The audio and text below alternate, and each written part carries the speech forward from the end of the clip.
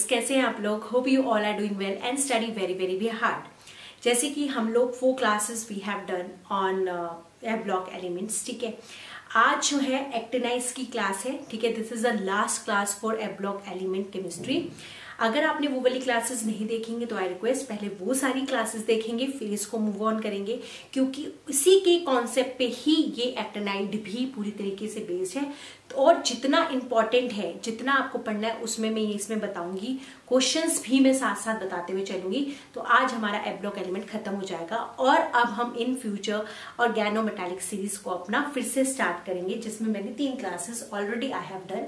और अगर वो नहीं देखी होंगी तो पहले प्लीज वो देख लेना, उसके बाद नेक्स्ट हम करेंगे। ठीक है, आज हम एक्टिनाइड्स करते हैं। जैसे वहां मैंने ट्रिक बताई थी आपको याद करने की, वैसे ही यहाँ पे भी मैं आपको ट्रिक बताऊंगी। नाम मैंने इसलिए लिख दिए हैं, पिछले बार नाम नहीं लिखे थे।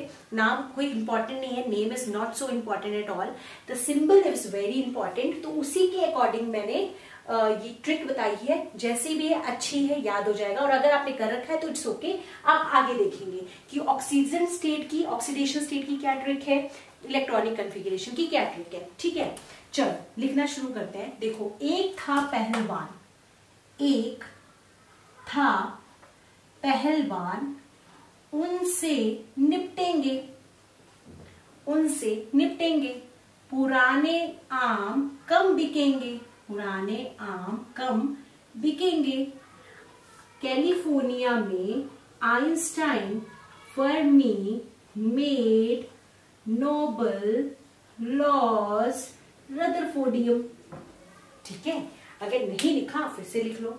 एक था पहलवान, उनसे निपटेंगे, से कुछ नहीं है, उनसे निपटेंगे, पुराने आम कम बिकेंगे, California Einstein Fermi made Nobel laws rutherfordium. ये याद हो गई मुझे, बहुत आसान सी थी। ठीक है, अब इनके हम स्टार्ट करते हैं एटॉमिक नंबर लिखना। ठीक है, ये जो है इनके एटॉमिक नंबर स्टार्ट होते हैं 89 से। 89, 90, 91, 92, 93, 94, 95, 96, 97, 98, 99, 100, 101, यहाँ पर हो गया 101, 102, 103 एंड 104। 104 तक ये खत्म हो जाता। मैंने एक और चीज भी कर रखी है, देखो यहाँ पे ना मैंने गैप बनाया हुआ है इतना से पार्ट में। फिर जहां से मेरी ट्रिक का डिफरेंट, जैसे यहाँ पे निपटेंगे तक में एक गैप किया, फिर उसके बाद यहाँ तक में गैप किया। तो आपको नोट्स में भी ऐसे करना है, फिर मैं आपको बताऊंगी मैंने क्यों करा है। इतना इतना गैप पे ही लिखना है। ठीक है, अब आते इलेक्ट्रॉनिक कन्फिगरेशन में। देखो, जैसे वहां पे हमारा जीनोन आ जाता था, तो यहाँ पे हमारा आ जाता है रेडोन। यहाँ हमारा रेडोन इंक्लूड हो जाता है। जैसे वहां पे 4F थी, यहाँ पे हो जाएगी 5F। ठीक है, वहां पे हमारी D और S था जैसे, तो यहाँ पे हमारा 6D 7S। ठीक है, इसके बाद हमारे वहां पे S में 2 हो जाते थे। जैसे लेंथनम में D में इलेक्ट्रॉन आता था, एक्टिनियम में भी हमारा D में एक इलेक्ट्रॉन। जैसे वहां लेंथनाइड में हम F में नहीं डालते क्योंकि वो F ब्लॉक है नहीं, एक्टिनाइड्स भी हमारा D ब्लॉक के अंदर आता है। ठीक है, इसी तरीके से यहाँ पे D में 1 चलेगा, उसके बाद फिर रेडोन आ जाएगा। पर फिर हम क्या करते थे कि F और D की एनर्जी लेवल बिल्कुल सेम हो जाता था, तो हम F में डाल देते थे। बट यहाँ पे ये नहीं होता, क्योंकि जो 5F है वो बहुत ज्यादा एक्सपेंडेड होती है, डिफ्यूज्ड होती है एज कंपेयर टू 4F, उससे ज्यादा बड़ी होती है, तो थोड़ी सी दूर होती है, तो सेकेंड तक में इसकी एनर्जी मैचअप नहीं करती। इसके बाद 91 में रेडोन, फिर 5F में हमारा इलेक्ट्रॉन आना शुरू होता है। तो एक इलेक्ट्रॉन इसका आएगा ही आएगा और एक D का भी आ जाता है, तो F2 61 7S2। ठीक है, इसके बाद रेडॉन 5F3 61 7S2, फिर रेडॉन 5F4 61 7S2। ठीक है, अब ये चीज है ना बहुत ज्यादा इंपॉर्टेंट है, यहां मैंने इसीलिए लिखा था। अब इसके बाद ड्रास्टिक चेंज होगा, अब डी ऑर्बिटल पूरी तरीके से 0 हो जाएगी। यहां पे आ गया रेडॉन, तो एक आना ही था, तो 5 F5 होता, एक D का भी आ जाता है 6D07S2। ठीक है, अब इसके बाद जैसे लेंथेनाइड्स में हम लोग फीलिंग करते थे ना, बिल्कुल वैसे ही फीलिंग होने वाली है। Radon 5F7 6D07S2। आपको पता है 7 इज मोस्ट जो है स्टेबल कॉन्फ़िगरेशन, तो रेडॉन 5F7 को ही हम दोबारा करेंगे 61 7S2। इसके बाद लेंथेनाइड्स में क्या करते थे, 7 दो बार आ जाता था, फिर वो यहाँ पे आ जाता था, तो वही सेम करेंगे। रेडॉन 5F, यहाँ पे इसका भी आ जाएगा, इसका भी आ जाएगा, तो क्या हो जाएगा, नेक्स्ट तो आना ही है 9 6D07S2। फिर रेडॉन 5F10 61 7S2 0। फिर रेडॉन 5F11, अब तब तक जब तक कि 14 नहीं होगा तब तक ये ऐसे ही चलेगा। फिर रेडॉन 5F12 6D07S2। फिर रेडॉन 5F13 6D07S2। फिर रेडॉन 5F14 6D07S2। फिर ये 3 तक चलता है, रेडॉन 5F14 61 7S2। फिर रदरफोर्डियम में रेडॉन 5F14 62 7S2। ये मेरी अपने रदरफोर्डियम की होगी। ठीक है, फिर से देखते हैं। देखो लेंथेनाइड्स में हम लोग क्या करते थे, ठीक है, वहां पे तो वो डी ब्लॉक एलिमेंट था, तो डी में 1 इलेक्ट्रॉन डाल दिया, एफ में नहीं डालते थे। फिर इसके बाद थोरियम से हमारा एफ ब्लॉक शुरू होता है, तो एफ पे हमारा आना चाहिए था, पर थोरियम में भी एफ में नहीं आता है, D2 में ही आता है। ठीक है, इसके बाद मेन प्रोटैक्टियम से हमारा इसमें आएगा, नेक्स्ट तो इसमें आने ही आना था, डी वाला भी इसमें आ जाता है, तो D2 61 7S2। फिर 3 फिर 4 के बाद D0 हो जाती है, यहाँ पे आ जाता है 6D07S2। इसके बाद बिल्कुल लेंथेनाइड्स में जैसे किया था, बिल्कुल वही का वही ट्रेंड फॉलो अप होता है। इसकी ऑक्सीडेशन स्टेट देखो, लास्ट 2-3 ईयर्स से ऑक्सीडेशन स्टेट पे बहुत क्वेश्चन आ रहा है। लेंथेनाइड्स के उन्होंने छोड़ दिया, एक्टिनाइड्स को पकड़ लिया, तो ये याद होना बहुत जरूरी है। हर कंपटीशन एग्जाम, GI, UPSC जो भी आप कर रहे हो उसमें बहुत इंपॉर्टेंट। देखो पहला आपको कैसे याद करना है, 3 से शुरू करेंगे, 3 4 5 6, 3 से शुरू करेंगे, 3 4 5 6। फिर 6 के बाद रिवर्स करेंगे, 5 4, बस इसके बाद सब पे लिखेंगे 3 3 3 3 3 3 3 3, बस एक और नोबलियम में आके यहाँ पे आ जाएगा 2, फिर उसके बाद 3, और रदरफोर्डियम में कुछ भी नहीं होता। ठीक है, लॉ के बाद मतलब नोबलियम पे 2 करेंगे और 3 करेंगे, ऐसे करेंगे 3 4 5 6, फिर 6 के बाद रिवर्स काउंटिंग, 5 5 4 3 3 के बाद रिपीट, नोबलियम पे 2।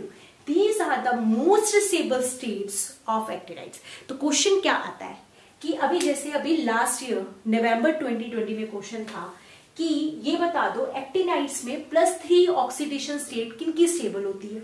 अब ये सारे हैं, अब कॉम्बिनेशन देखना था, उसमें ये कॉम्बिनेशन का आंसर था एक्टिनियम एंड लॉरेशियम, और जो भी मिक्स थे, तो किसी का 4 था, तो किसी का 3 था, किसी का 5 था, तो किसी का 3 था, तो उसका आंसर ये हो गया पहला क्वेश्चन।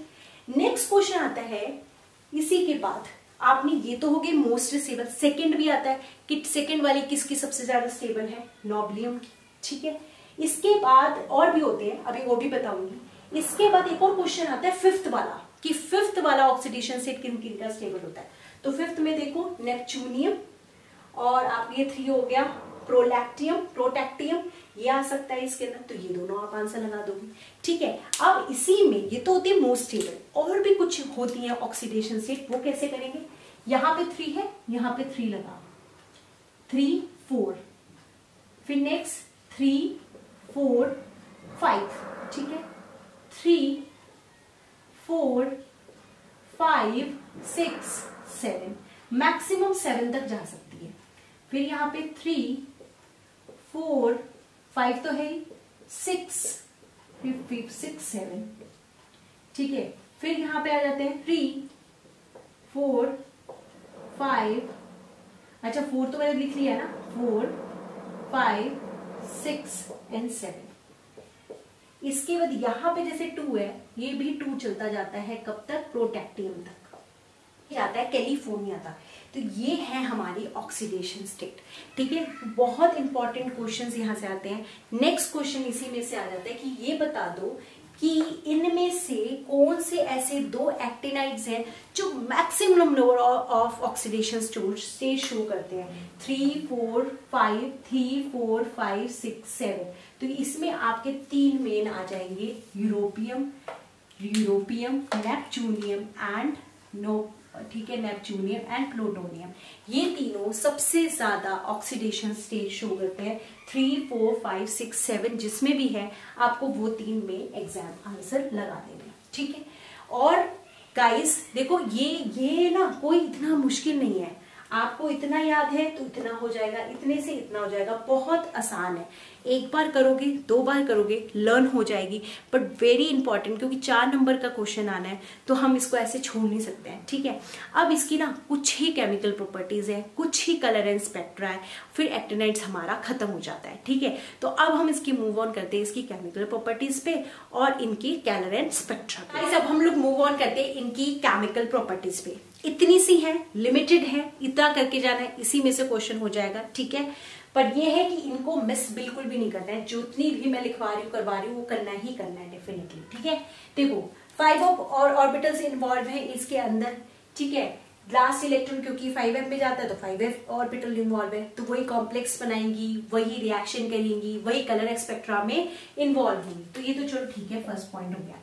सेकेंड है थोरियम एंड यूरोपियम, ये बहुत इंपॉर्टेंट है। अगर आप GIC मतलब किसी भी चीज के लिए प्रिपेयर करो ना तो ये आ जाता है क्वेश्चन। थोरियम और यूरोपियम जो है ये ही एक नेचुरल अकरिंग है एक्टिनाइड्स के अंदर, अदरवाइज सारे के सारे मैन मेड है और सारे के सारे मतलब जो न्यूक्लियर रिएक्शंस होती है उनसे निकलते हैं और सारे के सारे क्या है, रेडियो एक्टिव। जबकि ये भी है रेडियो एक्टिव पर फिर भी ये नेचुरली मिलते हैं, ठीक है। और कहाँ कहाँ मिलते हैं, जैसे मोनाजाइट सैंड के अंदर 10% थोरियम होता है, ठीक है। और सारे के सारे इसमें लेंथेनाइड्स होते हैं, मतलब लेंथेनाइड्स का भी ये सोर्स है, लेंथेनाइड्स का भी सोर्स है, पर 10% इनमें थोरियम आता है। तो क्वेश्चन आ जाता है कि मोनाजाइट सैंड में कितना परसेंट थोरियम होता है, 10%। पिच ब्लैंड यूरोपियम का और है, ठीक है। बस यही 1-2 कर ले। अब आते सबसे इंपॉर्टेंट जो है इनकी केमिकल प्रॉपर्टीज। देखो इनमें जो +6 ऑक्सीडेशन स्टेट है ना यूरोपियम में, ये सबसे ज्यादा स्टेबल ऑक्सीडेशन स्टेट है। तो यूरोपियम ना +6 में ही आपको मिलेगा, ठीक है। अब होता क्या है, जो किसकी M की +5 जो ऑक्सीडेशन स्टेट है, जैसे कि मैंने बोला यूरोपियम 6 में ज्यादा स्टेबल है, तो यूरोपियम क्या 6 ऐसे ऑक्सीडेशन स्टेट में मिलेगा? नहीं, ऐसा नहीं मिलेगा। या यूरोपियम 5+ में मिलेगा? नहीं, ऐसा नहीं मिलेगा। ये मिलते हैं इस फॉर्म में MO2+, ठीक है। मतलब M की जगह यूरोपियम, O2+। अब इसमें ऑक्सीडेशन स्टेट निकाले अगर X की, X -4 is equal to +1, X is equal to +1 +4 is equal to +5। मतलब जो भी यूरोपियम है, मेनली यूरोपियम के लिए, जो ये यूरोपियम है वो आपको इसी फॉर्म में एग्जिस्ट करेगा, यूरोपियम +5 फॉर्म में आपको नहीं मिलेगा। अगर मिलेगा तो ये मिलेगा यूरोपियम O2+, ठीक है। इसको बोलते हैं ऑक्सो आयंस। क्या बोलते हैं? Oxo ions. ये कैसे होते हैं? यहां करते हैं, इनका स्ट्रक्चर होता है ऐसा, इस पे आ गया प्लस चार्ज, ठीक है ना। MO2+ ऑक्सो आयंस की फॉर्म में एग्जिस्ट करता है और उसका स्ट्रक्चर होता है ये। अब ये करता है डिस्प्रोपोर्शनेशन रिएक्शन, मतलब इसका ऑक्सीडेशन भी होता है, रिडक्शन भी होता है साइमल्टेनियसली, वही रिएक्शन इंपॉर्टेंट है। तो कैसे होती है? MO2+, ठीक है। यहाँ पे हमारा वो एसिडिक मीडियम के अंदर होता है, pH 2 से लेके 3 तक की pH होती है, ठीक है। pH हमारी 2 से 3 में होती है। होता क्या है? M4+ प्लस MO2+ प्लस में वाटर, ठीक है। ये इसकी मेन रिएक्शन है। अगर आप इसमें अब देखो अब इसको थोड़ा सा हम लोग अगर वो कर दे तो ये हमारा हो जाएगा 2, ठीक है, 2 2 4 2, और यहाँ पे हमारा ये है 1, तो यहाँ पे लगा दिया हमारा 2, तो ये हमारी रिएक्शन होगी बैलेंस। अब इसमें अगर आप देखोगे तो ये तो हमारी +5 ऑक्सीडेशन स्टेट है, ठीक है, यहां से ये +4 बन रहा है तो इसका हो रहा है रिडक्शन, और इसके अंदर क्योंकि यहां आप निकालोगे तो x - 4 = +2, x = +6 निकलेगा, तो यहाँ पे ऑक्सीडेशन स्टेट बढ़ गई, तो यहाँ पे हो रही है ऑक्सीडेशन। तो अगर एक ही रिएक्शन में ऑक्सीडेशन रिएक्शन रिडक्शन साथ में होते तो उसे क्या बोलते हैं, डिस्प्रोपोर्शनेशन रिएक्शन। तो ये रिएक्शन शो करता है यूरेनियम। तो ये क्वेश्चन आ चुका है प्रीवियस ईयर में कि यूरेनियम की कौन सी स्टेट ऐसा शो करती है, तो यूरेनियम O2 2+, इसे बोलते हैं ऑक्सो आयंस, ठीक है, यहाँ पे 2 लगा दिए, जैसे है बिल्कुल वैसे के वैसा आपने यहाँ बनाया, pH आपने लगा दी 2 से 3, और यहाँ पे यूरोपियम 4++ यूरोपियम O2 2++ वाटर, ठीक है, जैसा है बिल्कुल वैसे की वैसी ये रिएक्शन देता है। तो इसमें ये पूछते हैं कि इससे ये बन गया और इससे ये बन गया, ऑक्सीडेशन रिडक्शन हो रही है साइमल्टेनियसली, ठीक है। एक तो ये इस फॉर्म में एग्जिस्ट करता है और एक ये एग्जिस्ट करता है ये वाले फॉर्म में। यूरोपियम 2 फॉर्म में एग्जिस्ट करता है, एक तो MO2+, एक MO2 2+, जिसे बोलते हैं डाईऑक्सो आयंस, डाईऑक्सो आयंस। डाई इसको बोलते थे ऑक्सो आयंस, इनको बोलते हैं डाईऑक्सो आयंस। इनका क्या स्ट्रक्चर होता है, M डबल बॉन्ड O, यहाँ पे 2+, ठीक है, ये इस तरीके का इनका स्ट्रक्चर होता है, इनका इस तरीके का स्ट्रक्चर होता है, ठीक है। तो ये है इनकी मेन केमिकल रिएक्शन। अब आता है ये डायरेक्टली आता है, पूछते हैं कोऑर्डिनेशन नंबर क्या है, इसका स्ट्रक्चर क्या है, इसमें कैसे बॉन्ड्स मिलते हैं, सारा का सारा। तो ये बहुत इंपॉर्टेंट है। तो ऑक्सीडेशन नंबर निकालें, कोऑर्डिनेशन नंबर निकालें, तो 2, और हमें पता है ये बाइडेंडेंट लिंकेज है, तो 2 का 4, 2 + 4 + 2 = 4 to 6 8, तो कोऑर्डिनेशन नंबर क्या आ गया 8, ठीक है। अगर आप इसकी ऑक्सीडेशन स्टेट निकालोगे तो ये +6 मिलेगा, ठीक है। अब इसका स्ट्रक्चर जो कि है सबसे ज्यादा इंपॉर्टेंट, इसका स्ट्रक्चर होता है हेक्सागोनल बाइपिरामिडल, हेक्सागोनल बाइपिरामिडल, यही इसका होता है, यही नीचे वाले का होता है, और नीचे वाले का स्ट्रक्चर भी बिल्कुल एग्जैक्ट ऊपर वाले की तरह होता है।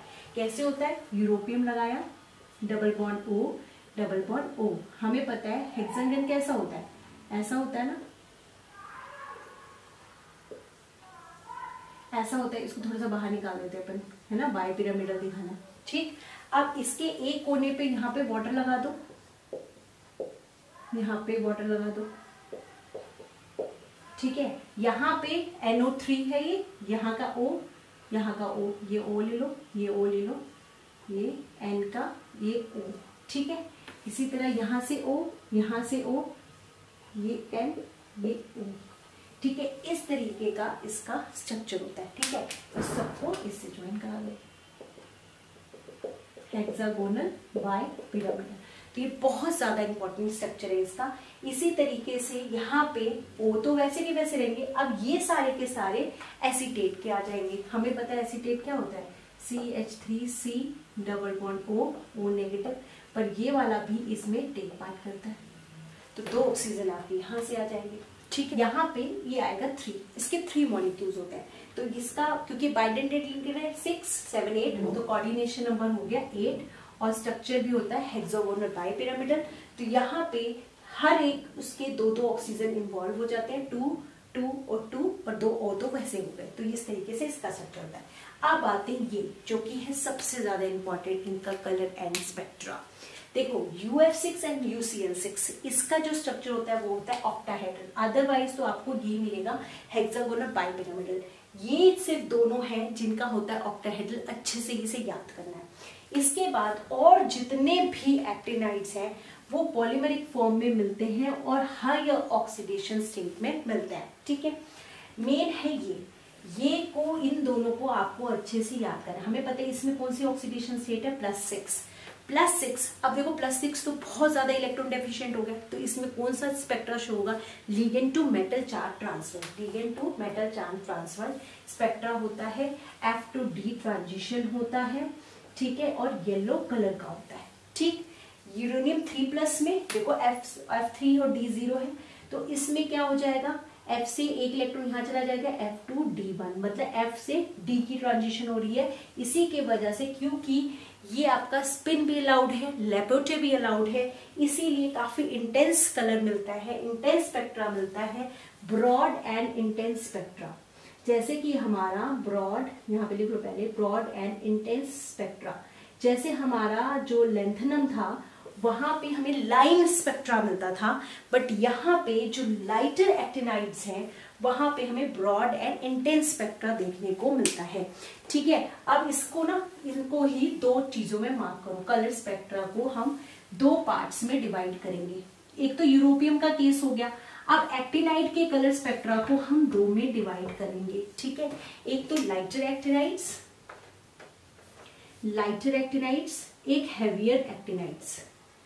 जो लाइटर एक्टिनाइड्स हैं, जिसमें हमारा याद रखना यूरोपियम एक्टिनाइड्स, ठीक है, इसमें हम लोग दिमाग में रखेंगे यूरोपियम को, और हैवियर के अंदर नीचे वाले आगे, ठीक है, हैवियर एक्टिनाइड्स। जो हैवियर एक्टिनाइड्स होते हैं इनमें हमारा, क्योंकि साइज अब छोटा होता चला जाएगा, लेफ्ट टू राइट जाएंगे, तो इनमें F to F ट्रांजिशन ही होता है। तो F to F ट्रांजिशन होता है और काफी अंदर डीपली बरीड होती जा रही है 5f ऑर्बिटल, तो इनका लिगेंड के ऊपर जो है इफेक्ट जो है नहीं पड़ता है। तो जब लिगेंड का इफेक्ट नहीं पड़ेगा तो इनका स्पेक्ट्रा भी बिल्कुल सेम किनकी तरह हो जाता है, लेंथनाइड्स की तरह हो जाता है, शार्प। ठीक है, तो इनकी केमिकल प्रॉपर्टीज मैच करती हैं, इनकी केमिकल प्रॉपर्टीज मैच करती हैं लेंथनाइड्स की तरह, लाइक लेंथनाइड्स। और यहाँ पे लाइटर एक्टिनाइड्स में क्या होता है, F to D ट्रांजिशन होता है, और यहाँ पे क्योंकि हमारी 5f ऑर्बिटल्स काफी डिफ्यूज्ड है, काफी ब्रॉड है, खुली हुई है, एक्सपेंडेड है, तो अब अगर कोई चीज बड़ी है, खुली हुई है, तो लिगेंड अच्छे से अप्रोच कर सकता है उसको, तो लिगेंड अच्छे से अप्रोच करता है, जिसके वजह से इनका स्पेक्ट्रा होता है ब्रॉड, इनका स्पेक्ट्रा होता है ब्रॉड। ठीक है, तो ये ना बहुत इंपॉर्टेंट क्वेश्चन है, आ जाता है कि लेक्टिनाइड्स और एंथेनाइड्स में अंतर क्या है। तो लेंथनाइड्स का जो स्पेक्ट्रा होता है वो शार्प लाइक होता है, इनका ब्रॉड स्पेक्ट्रा होता है, इनका केमिकल प्रॉपर्टीज थोड़ी बहुत सेम रहती हैं। ठीक है, इनका जो स्पेक्ट्रा होता है ब्रॉड होता है, और इन जो हमारे लेंथनाइड्स हैं उनका स्पेक्ट्रा होता है शार्प लाइक। तो ये एक बहुत बड़ा डिफरेंस है इन दोनों के बीच में। और सेकेंडली, क्योंकि यहाँ पे हमारी जो 5f ऑर्बिटल है, ये नेक्स्ट पॉइंट आप इसमें लिखोगे, क्योंकि 5f ऑर्बिटल हमारी काफी एक्सपेंडेड है, डिफ्यूज्ड है, तो इसलिए ये काफी ज्यादा कॉम्प्लेक्सेस बनाती है, बनाती है। तो ये नेक्स्ट डिफरेंस है। लेंथनाइड उतने कॉम्प्लेक्स बनाता नहीं था, क्योंकि F बहुत अंदर की तरफ थी, तो लिगेंड्स का इफेक्ट नहीं पड़ता था। बट यहाँ पे क्योंकि 5 थोड़ी बड़ी है, थोड़ी खुल गई, तो ये ब्रॉड हो गई, तो जिसकी वजह से ये कॉम्प्लेक्स भी बनाती है, और इवन इनकी कुछ ना कुछ CFSC वैल्यू भी होती है। ठीक है, तो these are the very very important points of actinides. अब एक छोटा सा ना क्वेश्चन और करते हैं, बहुत ही इंटरेस्टिंग सा क्वेश्चन है, आपको बड़ा मजा आएगा वो क्वेश्चन को करके। ठीक है, एक क्वेश्चन आ जाता है, जैसे यहाँ पे यूरोपियम लगा है, ठीक है, इस पे CP